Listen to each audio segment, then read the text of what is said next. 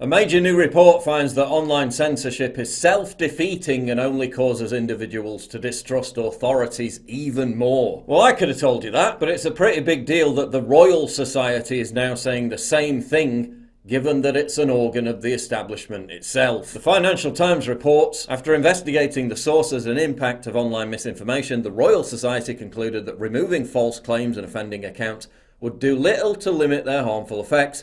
Instead, bans could drive disinformation to harder to address corners of the internet and exacerbate feelings of distrust in authorities. In the context of information relating to corona jabs and the pandemic, the report concludes, quote, clamping down on claims outside the consensus may seem desirable, but it can hamper the scientific process. It can also help facilitate actual cover-ups, like the lab leak theory, once dismissed and censored, now embraced as a plausible likelihood. Frank Kelly, mathematics professor at the University of Cambridge, who chaired the Royal Society study, said that banning users and content from mainstream platforms only makes it harder to engage with people who believe in such, quote, misinformation. The report added that controversial content shouldn't be banned, it should be challenged. A concept I've heard about somewhere before. What's it called?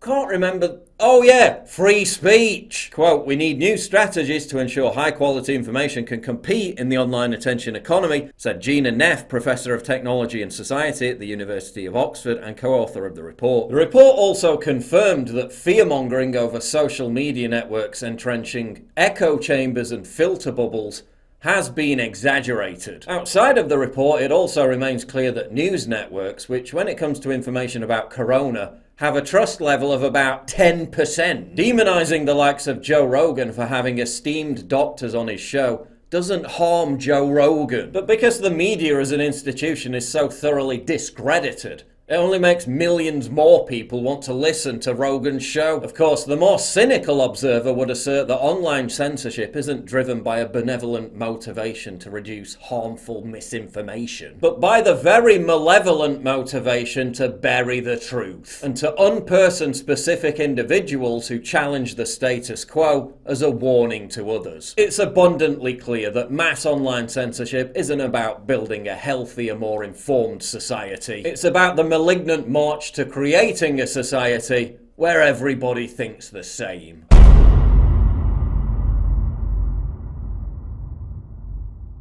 To get exclusive content, early access, behind the scenes stuff, and to personally interact with me, please sign up for my community at pauljosephwatson.locals.com. Link in description, and thank you for your generous support.